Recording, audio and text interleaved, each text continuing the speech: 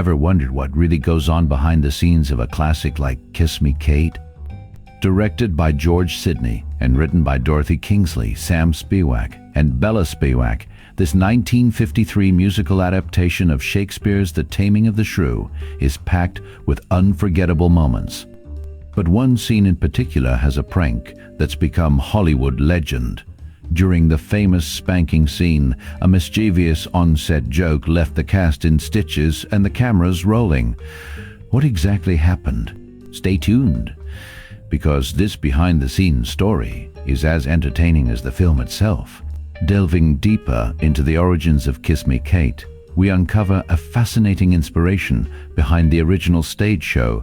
Believe it or not, the backstage bickering that fuels the story's tension was actually based on the real-life dynamics of a legendary married stage couple, Alfred Lunt and Lynn Fontanne. During a 1935 Broadway production of The Taming of the Shrew, the pair's offstage banter and onstage chemistry became the talk of the town. The Spiewaks, who wrote the musical, were intrigued by the couple's ability to balance their personal relationship with their professional one, and thus the seeds for Kiss Me Kate were sown. This insider knowledge adds a layer of authenticity to the show's portrayal of backstage drama, making it not just a work of fiction, but a reflection of the realities of theater life. As we explore the making of this classic, it's exciting to think about how real-life stories can inspire such iconic works. Now, let's dive into a subtle yet clever moment in Kiss Me Kate that only true insiders might catch. After Lily slaps Fred, he mutters that the play they're performing is The Taming of the Shrew, not He Who Gets Slapped. This isn't just a throwaway line, it's a sly MGM in-joke. You see, He Who Gets Slapped was a famous play by Leonid Andreev, adapted into MGM's very first movie in 1924. By referencing it here, the filmmakers are nodding to their own studio history, blending Shakespeare with Hollywood's past.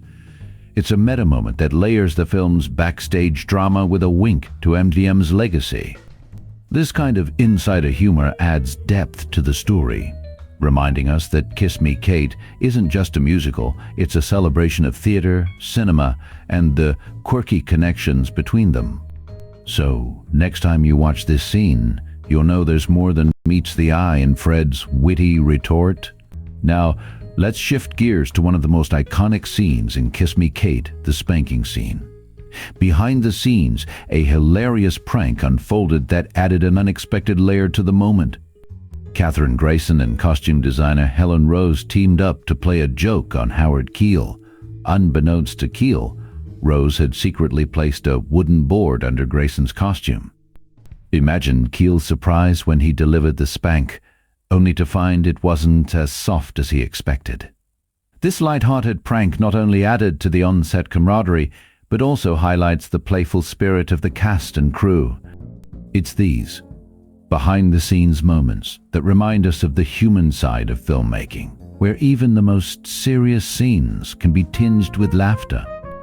This prank, though small, is a testament to the creativity and fun that went into bringing Kiss Me Kate to life, making it a memorable experience for both the cast and the audience. Now, let's uncover a behind-the-scenes secret that adds a whole new layer to one of Kiss Me Kate's most memorable numbers. According to supplemental information on the DVD, Keenan Wynn and James Whitmore, the duo behind the hilarious Brush Up Your Shakespeare, barely rehearsed their performance. Why? They thought the number was silly. When it came time to shoot, their lack of preparation led to numerous fumbles and mistakes. But here's the twist.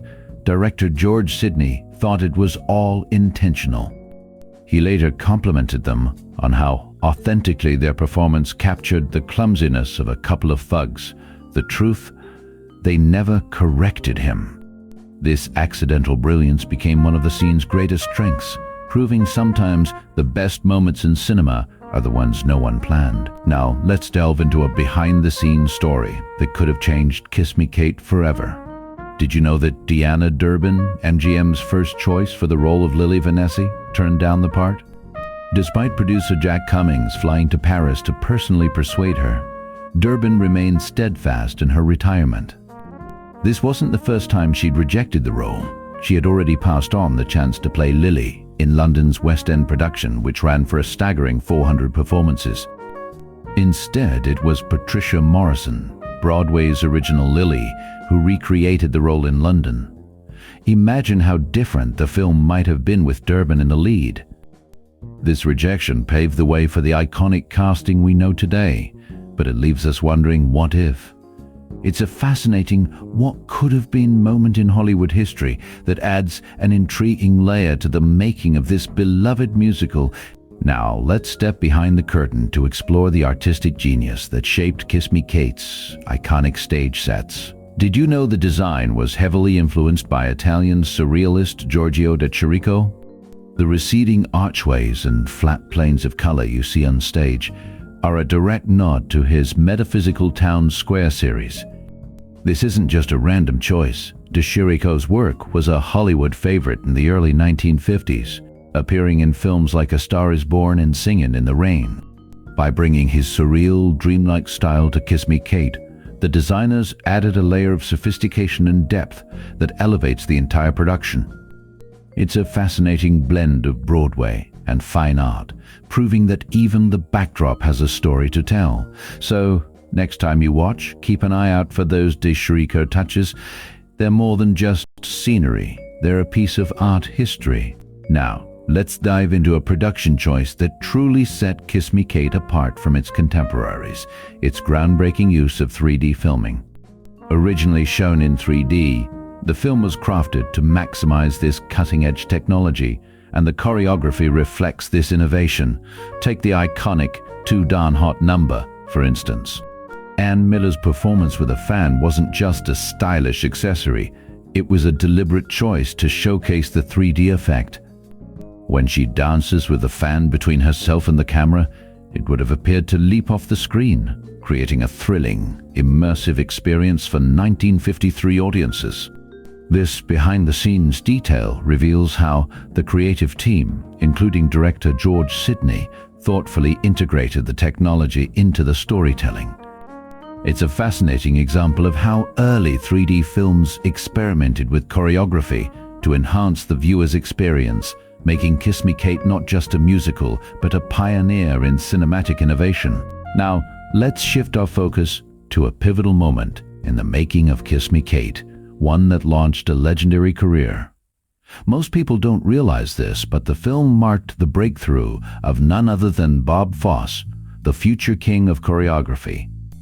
While Hermes Pan is credited as the film's choreographer, it was Fosse himself who crafted the electrifying duet between himself and Carol Haney in From This Moment On. In just 66 seconds, Fosse's choreography, complete with a jaw-dropping backflip, stole the show and caught the eyes of critics.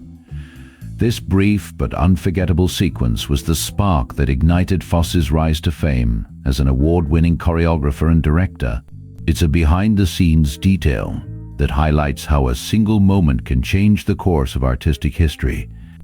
So the next time you watch Kiss Me Kate, keep an eye out for this game-changing scene. It's a masterclass in innovation and a glimpse into the genius of Bob Fosse. Now, let's explore a fascinating behind-the-scenes decision that reshaped a key role in Kiss Me Kate. Ann Miller's portrayal of Lois Lane was not only her favorite part, but also significantly expanded for the film version. On stage, Lois doesn't sing the iconic number Too Darn Hot. That honor goes to Paul, Fred's dresser, who is an African-American character.